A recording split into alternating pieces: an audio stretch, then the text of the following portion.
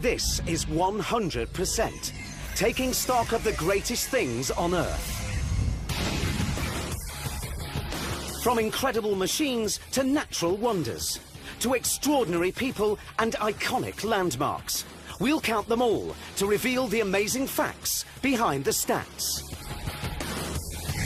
In the next hour, you'll discover everything you'll ever need to know about planes. We've scoured all corners of the globe to find the biggest, the fastest, the deadliest, and the downright strange. Stall, stall.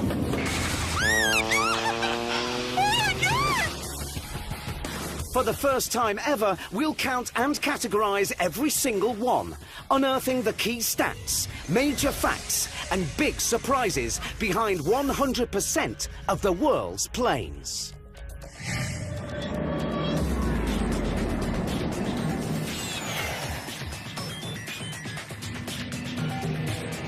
There are almost 400,000 planes on the planet, and here they are, categorised in our 100% count. But how does a plane make our 100%? Well, it must be heavier than air, so no balloons. It needs a fixed wing, so no helicopters.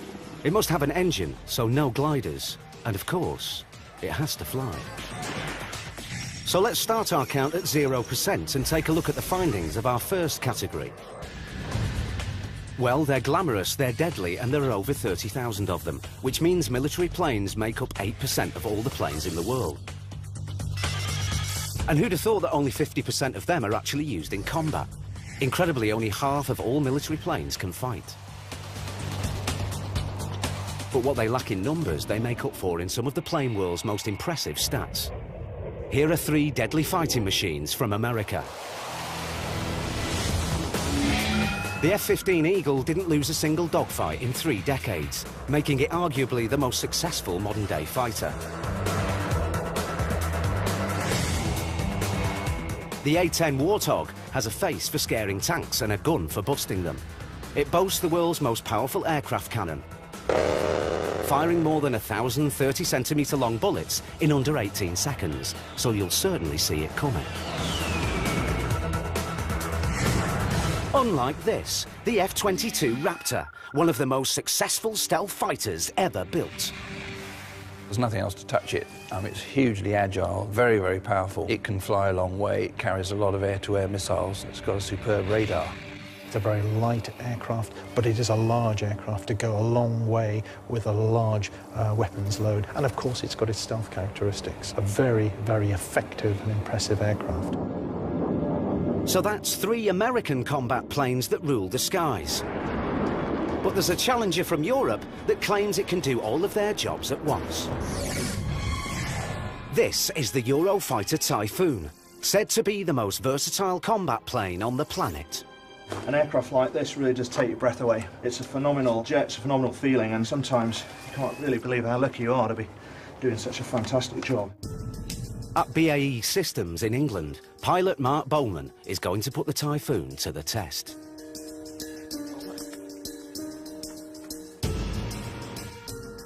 You know, from my perspective, I'm the test pilot here. You know, I have to go and make sure this does what it says on the tin. Oxford radio controlled airspace, radar control, and it'll be a right turn for the northbound leg, maintain flight 130 for coordination. What sets the Typhoon apart is its ability to dogfight and bomb in a single mission, known as swing roll capability. At the moment, swing roll is what everybody is talking about, because in my day, you had a ground attack aircraft, you had an air defence aircraft, you had a defence suppression aircraft. There's no point in training all of those different crews, all of those different types of aircraft, all of those different types of munitions, if you can get it all into one aircraft. I've got T-16. The Typhoon is over the Irish Sea, in an area called the Supersonic Corridor. Here, Mark must first seek out and destroy a simulated hostile plane. Hostile group now at 55 miles.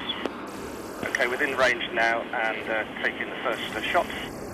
The enemy is destroyed, and next in this multi-million-dollar machine's war game, the Typhoon turns its bombs on a ground target. 17, please call weapon splash. The target coming hard right, how did that look? Copy that, all in telemetry, looked good from where. Target destroyed and virtual mission over. So is the Typhoon the king of all combat? The jack of all trades, but just about the master of about everything, I'd say. It's awesome. I think that's a yes. But the battle for air supremacy never ends, and the F-35 Lightning II reckons it can take the Eurofighter's military crown. It's still in top secret development, but has already been dubbed the future of combat. It's stealthy, it dogfights, it carries cruise missiles, some even land vertically. The last of our combat planes are the heavy bombers. Here are our top three. The B-52 Stratofortress is the biggest of the American fleet, carrying 32 tons of weaponry. But that's trumped by the Russian Tu-160, carrying a whopping 40 tons. It's the biggest bomber in the world. And then there's the B-2 Spirit. Its 18 tons may sound like small fry, but this stealth plane can deliver its bombs undetected and holds the record for the longest ever bombing raid from America to Afghanistan without stopping. It just reeks of technology. A flying wing. Why did they do that? Because they could. Next in our count, there's no shortage of pilots putting in the flying hours in the hope of getting their combat wings. That's why 29% of all military planes are used for training. But when you're flying a high-tech, high-speed plane, there's a lot that can go wrong. Here are our top 3 military plane escapes. Anatoly Kavocha is flying his MiG-29 at 180 kilometers an hour when one of the engines fails and he ejects. Slowed down, you can see his incredible landing just meters from the burning plane. Even highly trained pilots can make mistakes. Captain Chris Strickland is flying his F-16 near the Rocky Mountains in Idaho. But he's forgotten to recalibrate ground level at this high altitude location. Now he's turning towards the ground, but runs out of space. He ejects less than a second before impact. Amazingly, he survives. Combat is the greatest test of training, as our aviation expert and former RAF navigator John Nichol discovered in our #1 military escape. It is constant in the military that you are permanently preparing for the worst. And with that, it means that when the worst happens, you've practiced it. In the 1991 Gulf War, John's Tornado GR-1 was hit by an Iraqi surface-to-air missile. His life was saved by split-second decision-making. The aircraft was on fire. You pull a handle and technology takes over. It takes over, I think, in 1/100th of a second, but it feels like a lifetime. And so you accelerate from 0 to 200 miles an hour upwards under 15 or 16 times the force of gravity in about a second. And then suddenly you're tumbling like a sycamore leaf, and then there's another crack, and the parachute opens automatically and the seat's fallen away, and there's silence, and you're just floating down. The ejector seat is the ultimate get-out clause. You really can get out of almost impossible situations, and your life can be saved. So which incredible military planes are still hiding in our 100% count? Our stats reveal 16% are transporters, the big boys of the military fleet.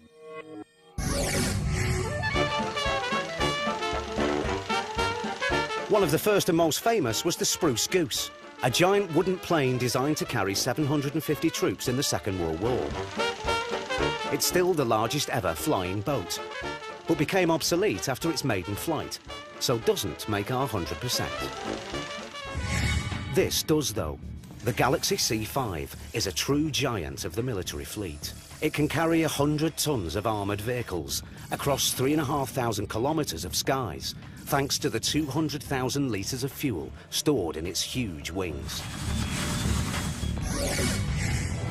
But biggest isn't always best. Because this, the C-130 Hercules, is the most common military transporter in our count.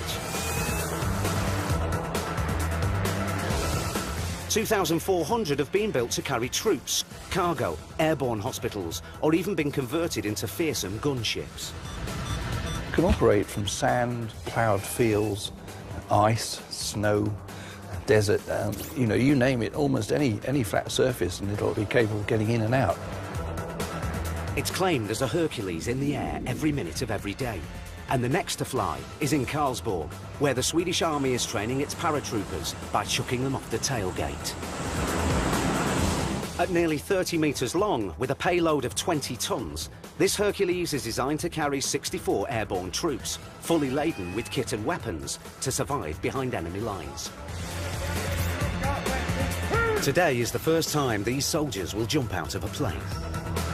They're in safe hands, though, because this 50-year-old veteran is Europe's longest ever serving C-130. It's a great platform. It's big, it's easy for us jump masters to work in it, and it's easy exiting as a jumper. The jump site is 3 kilometres away.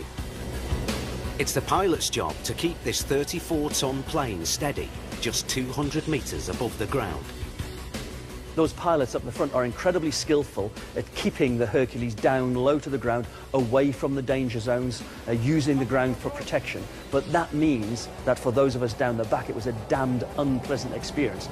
Many an unhappy hour have I spent filling up the RAF sick bags in the back of a Hercules. The recruits are approaching the drop zone.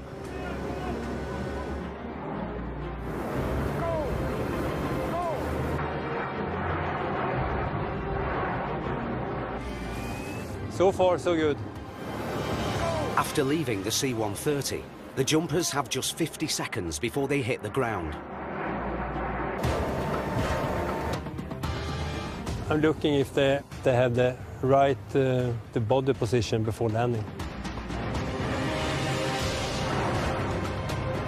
Because the design has been so relatively simple, they've been able to continually upgrade it until an awful lot of operators have decided that the best replacement for a Hercules is another Hercules. The jump masters say their goodbyes to this amazing plane from 2 kilometres further up.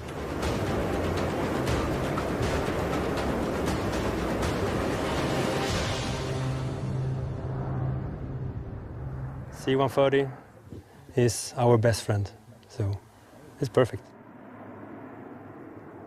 So what are the last few military planes in our 100%?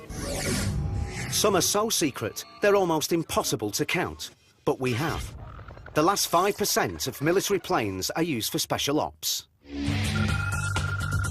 The Blackbird SR-71 was designed for long-range reconnaissance at speeds of almost 3,500 kilometres an hour, making it the world's fastest jet plane. But it's now retired, so it doesn't make our 100%. But here's another decades-old design that does make the count. The U-2 spy plane gathers intelligence from the edge of space. 21 kilometres up, it's the highest-flying single-engine special ops plane. But coming down to Earth is tricky. With giant wings that are prone to flap around, the U-2 is regarded as the world's toughest plane to land. A second pilot has to help guide the plane down from a chase car.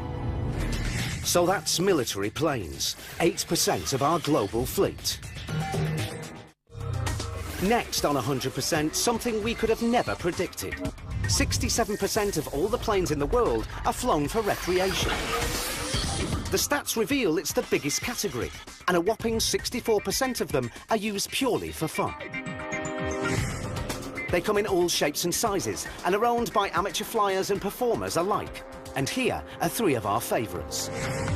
The single-engine Cessna 210 is a plane with many uses. This particular one is helping 22-year-old Carlo Schmidt from Switzerland to become the youngest pilot to fly solo around the globe in just 80 days. Flying for me is the biggest passion I have. I was always dreaming about flying, and now I realize my dream to fly around the world, and it's just fantastic. Not your idea of fun? How about this then? When the pilots of the South Korean Air Force aren't flying military missions, they get their kicks in these T-50 Golden Eagles. These 8 planes were originally built as supersonic military trainers, but now they allow these elite pilots to show off their flying skills and make our count as fun planes. And here are 4 planes that have captivated millions of people. Almost 10,000 of these Boeing Stearman 75s were built in the 1930s and 40s. Their supercharged engines compensate for the drag caused by the wing walkers, making them the perfect plane for this unusual job. Back to the count. And a further 8% of all recreational planes are used for training. And proving that training doesn't have to be boring, it's the Pitts Special S2C, the most decorated aerobatic plane in the world. Mike Rocket Blackstone has been flying in stunt planes since the age of 8. Today, he's going to teach first-time stunt flyer Merrick Manor how to pull off 2 maneuvers. You ready to do it? You go out there, we're going to go straight up, pull G's, do torque rolls, tail slides, fly inverted. You name it, this plane will do it. As of right now, it feels okay. Hopefully, once we get those G's rolling, I won't be having to use a sick bag over here. I hope not.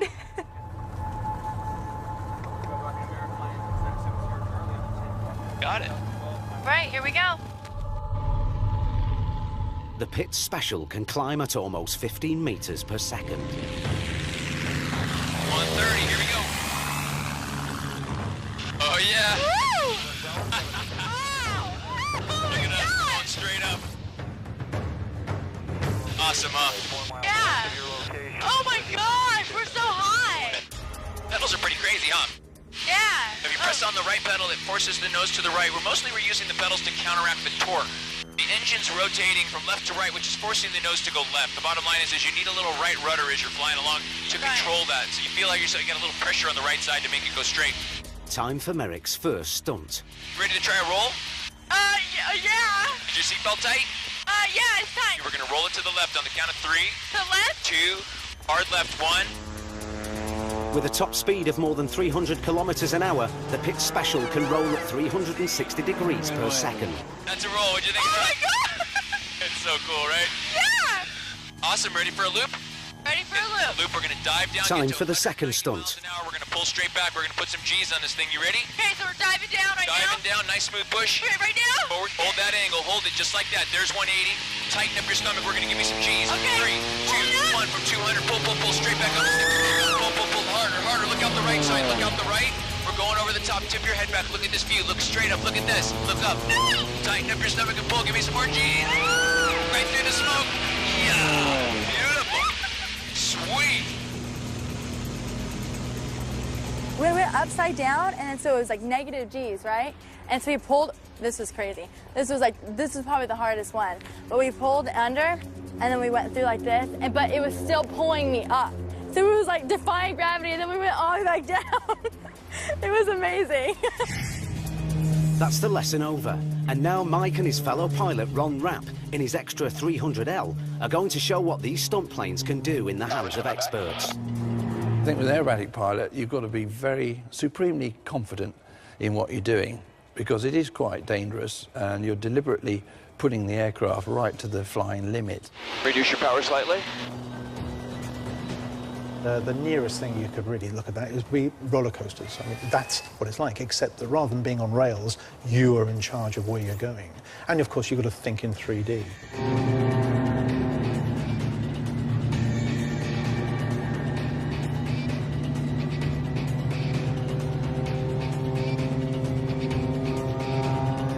I don't get the enjoyment. I don't understand why you want to throw yourself around the sky.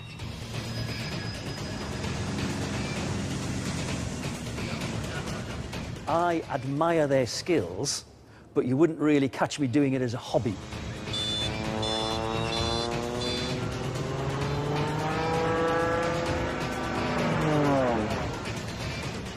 So aerobatic flying looks absolute madness. But our next stat sounds completely mad. Our 100% count shows that a massive 12% of recreational planes are homemade.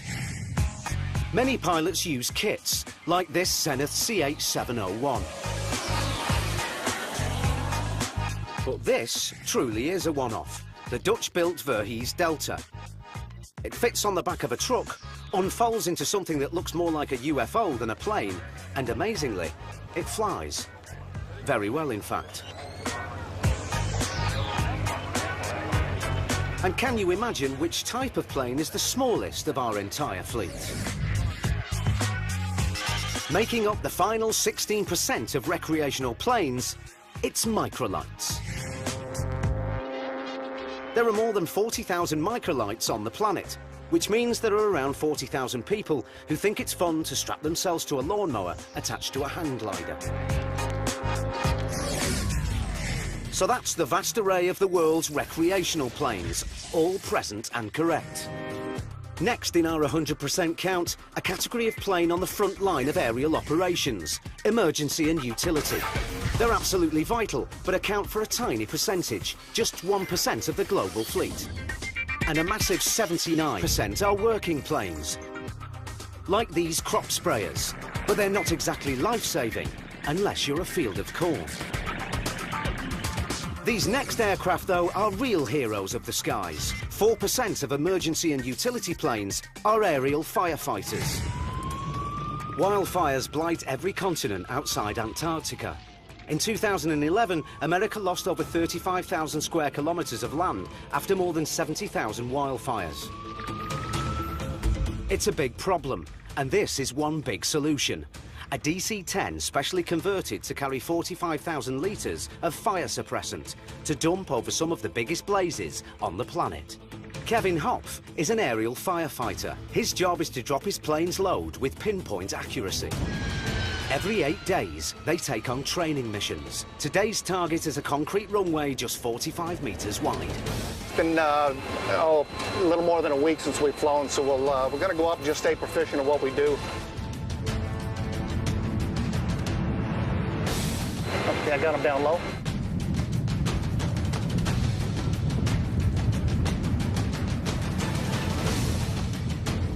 The flaps 35, set speed 150. This will be a low approach, guys. We'll go down to about 3,100 feet. Okay, stand by. Pre-drop checklist complete.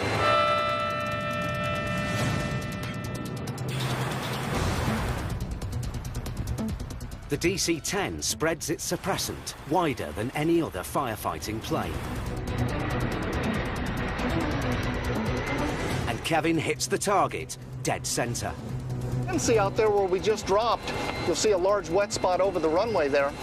Yeah, pretty much went right where I wanted it to go. Yeah, it was a good day. That if we'd have been on a live fire, I think we all would have been real happy with that drop. Soaked the runway, didn't it?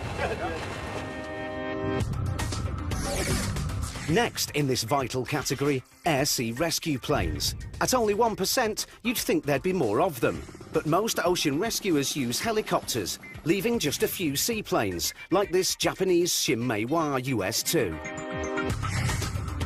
And how reassuring is this? The final 16% are used by flying doctors. These medics are part of the Royal Flying Doctor Service in Australia. They fly almost 27 million kilometres each year, helping move over 40,000 patients in need. So that's emergency and utility planes, saving people, forests and fields of corn the world over. So far on 100%, we've counted thousands of military, recreational and emergency planes. Next, a very familiar type of plane, but the stats are surprising. Since the 50s, we've enjoyed an ever-increasing love affair with passenger planes. So much so, there are now 80,000 of them in our count. But that's still only 21% of all the world's planes. But the real revelation, most of them are executive planes, making up 62% of the passenger fleet. For those of us without private jets, it's reassuring to discover that many executives travel on small prop planes, like this Beechcraft Super King Air. But the top end of the market is dominated by lavish jets. This is how the super wealthy fly. You know, what they expect is pretty much what they demand on the ground, and that is literally to have basically every whim catered for. And they can do that because we are talking about some of the most powerful and recognizable people in the whole planet. Business tycoons, CEOs, performers, athletes, celebrities, pop culture icons, when they get in the air in a private jet, they don't want to have any worries. these charter services are in business to cater to their every whim.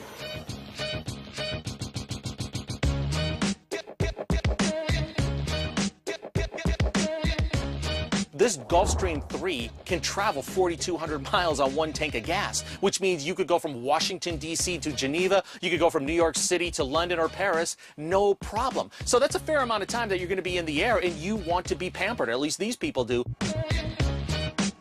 I mean, it really would blow your mind to see the level of opulence that's inside. If you wanted to purchase one of these in American dollars, you're looking at minimum $30 million.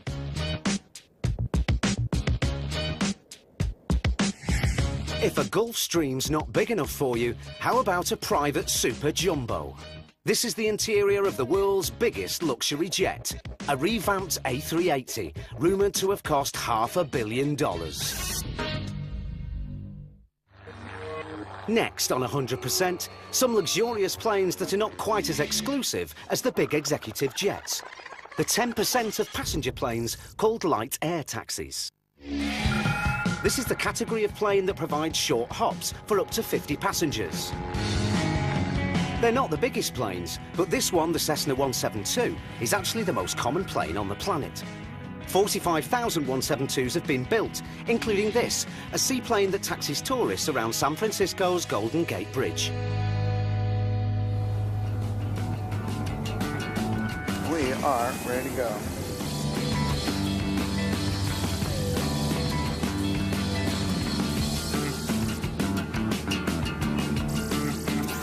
It's a very versatile airplane. It's not the fastest, it's not the most aerobatic, but at the same time it does everything right. And if you've got your license, you can jump away these airplanes, it's easy to fly.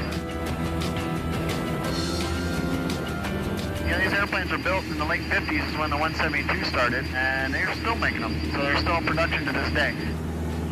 This is one of those jobs where it's not difficult to get up and go to work every day.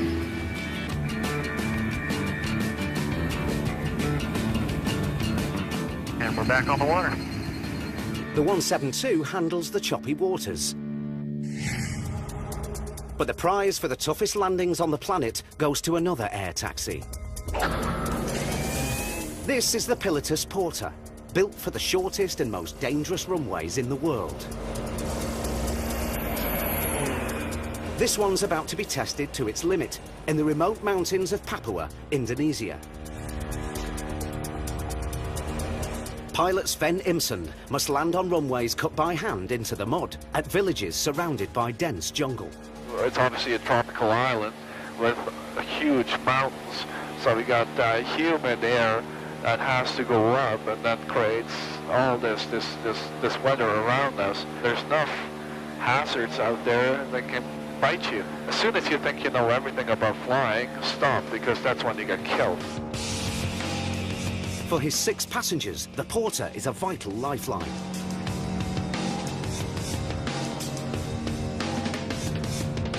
But in recent years, pilots and passengers have been killed in plane crashes here.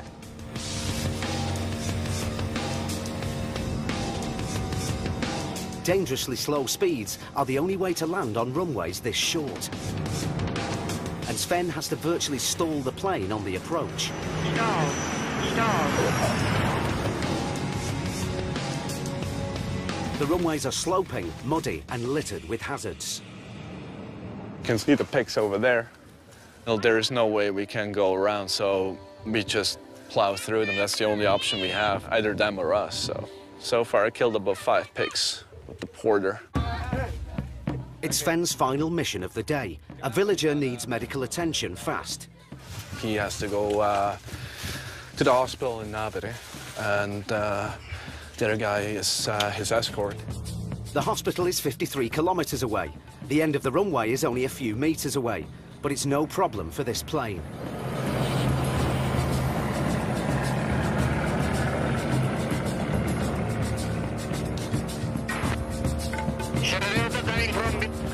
We talk at the tower, request an ambulance at the field, so we don't lose any time. The Porter's final landing of the day is also its easiest. For a mercy mission against the clock, the tarmac of Nabire is a welcome sight. Back to our 100% count. And 9% of passenger planes are regional airliners, designed to take up to 100 passengers on short-haul flights. Bigger still are the holiday-bound passenger jets we're all used to. You might think there are millions of them, but there's only 15,000 in the whole world. They're called mainliners, and they make up just 19% of all passenger planes. Here are three well-travelled favourites. Boeing 747 is the classic jumbo jet. A plane so iconic, some people even pay to sleep in one. This is the Jumbo Hotel at Arlanda Airport in Sweden. Sporting views of the runway and a penthouse fully equipped with a steering column and thrusters. This is the only jumbo jet in the world that's rebuilt to a hostel and a hotel. And right now we're in the cockpit suite. So you can actually sleep two people in here and you can pretend that you're a pilot. It's cool.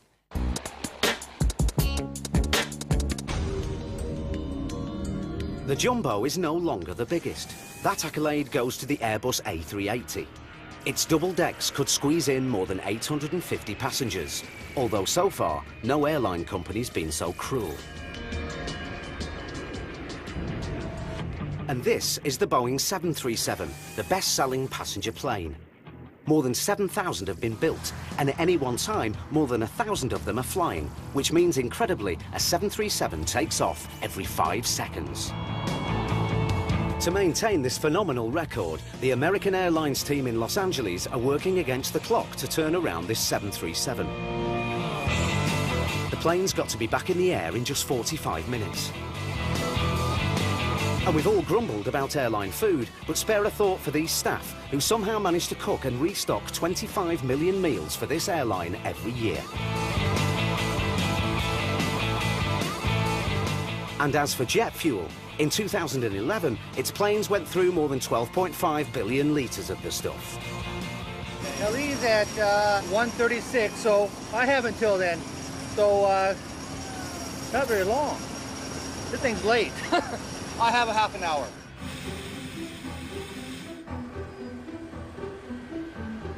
Looking for anything in here as far as that we have good tread on the tires, proper inflation levels, and then we're looking along the fuselage itself to make sure our emergency exits again are all flush against. Brake pins, proper extension on the strut itself down here at the top of the wing.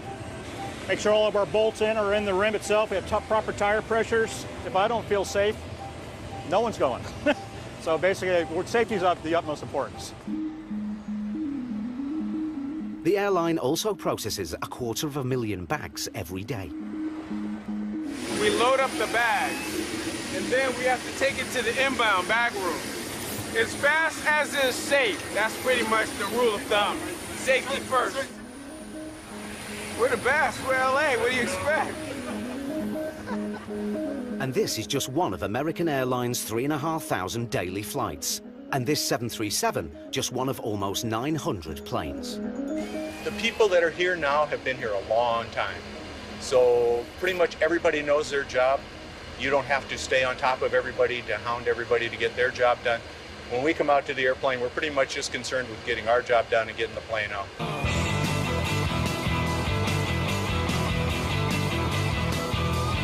Now prepped and ready, it's the small matter of a 3,500 kilometre hop to Toronto.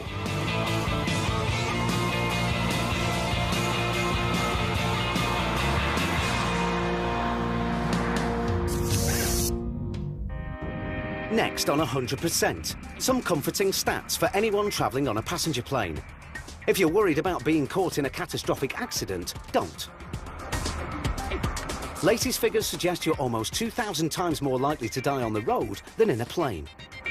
The simple statistics are that for all of the hundreds and hundreds of millions of passenger flights that are taken, the chances of being involved in any sort of incident at all are infinitesimally small. And even if you are involved in an incident, the chances of being hurt or, God forbid, of dying are almost negligible. You've got more chance of being killed going to the airport than on your flight to go on holiday. And even if you do crash, you might be as lucky as this next bunch of travellers, because here are our top 3 most incredible landings, where every passenger survived. This 777 sports the most powerful jet engine of all airliners. But that didn't help when BA Flight 38 crash-landed just short of London Heathrow's runway. With problems lowering its wheels, this 767 had no choice but to crash-land at Warsaw Airport, with not a single injury. But the #1 spot goes to US Airways Flight 1549. It made global headlines when a flock of Canada geese forced this A320 to crash-land in the Hudson River. Incredibly, all 155 people on board survived. That was probably the nicest landing I've seen since the very first space shuttle landing back in 1981. And the aeroplane came to a stop, a nice flat stop on the river, and just sat there for long enough for 152 people to get out of it and then get taken off without much more than getting slightly wet feet as the back end of the aeroplane began to sink. You know, it was a classic example of both piloting skill and more than piloting skill, airmanship. So that's it for the 21% of planes in the world that carry passengers. Next on our 100% count-up, it's time to look at the workhorses of the sky, the mere 1% of planes that make up the world's freighters. These heavyweights are divided up by the size of their payload. At the small end, 42% of freighters carry up to 10 tons. Small planes taking small packages to small airports. 37% of freighters are mid-sized, and with payloads of between 10 and 60 tons, they can carry some pretty interesting cargo. This Airbus A300 is shipping Formula One cars for a multi-billion-dollar industry that needs its fast cars to get round even faster. And if moving cars looks like a big job, how about shifting a passenger jet? This Beluga is designed to carry huge plane parts between factories. And this Boeing 767 has a precious cargo of its own. This is JJ, the Sumatran tiger. He's about to go on the longest journey of his life, from Ohio to England, for a date with a tigress. It's always a concern moving animals like this for such a long period of time. And we estimate he's going to be probably 25 hours in the box, so he's going to be a bit grumpy about it. Yeah, I know, mate. With any live cargo, time is crucial, especially so with a dangerous and critically endangered tiger. One of the requirements that we needed to achieve was to move JJ within a 24-hour period. So we actually changed some of our global flight operations around in order to accommodate his special trip today. This is the first time JJ's taken to the air. The ground staff are doing everything they can to keep him calm, so that he goes into the hold without a fight. Yeah, we have a few different other animals come through here, but I think this might be my first tiger.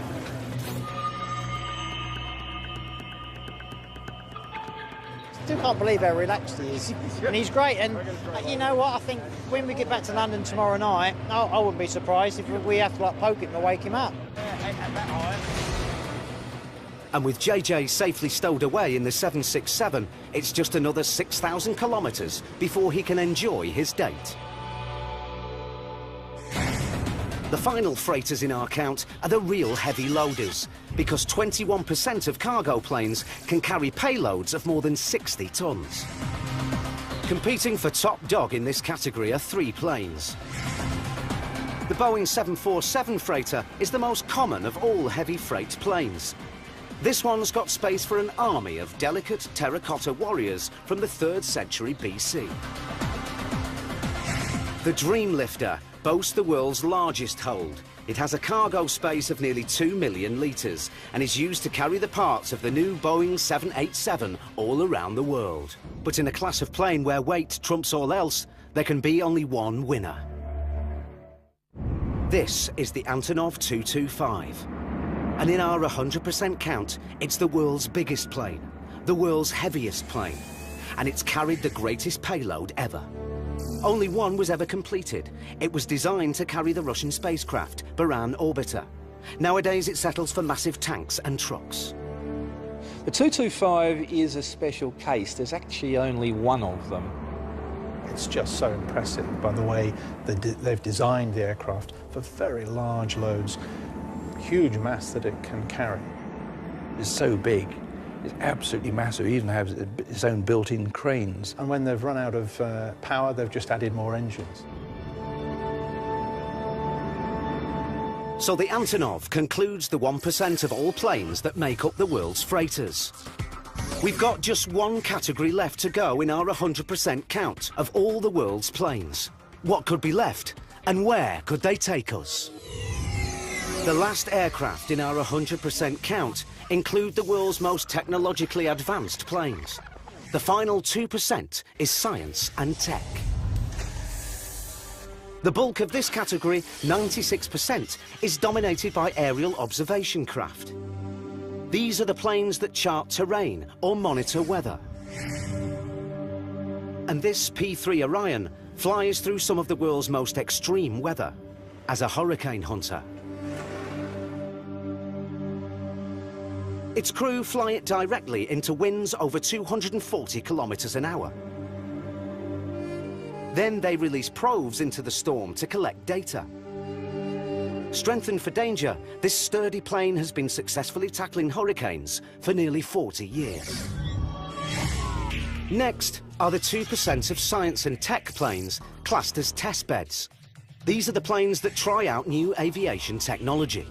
Like this Jetstream 31, used to test software that one day could allow ordinary planes to fly completely unmanned. And some of the most cutting-edge aviation tech is top secret. The final 2% of our final category is the prototypes, the planes that could change the face of flying forever.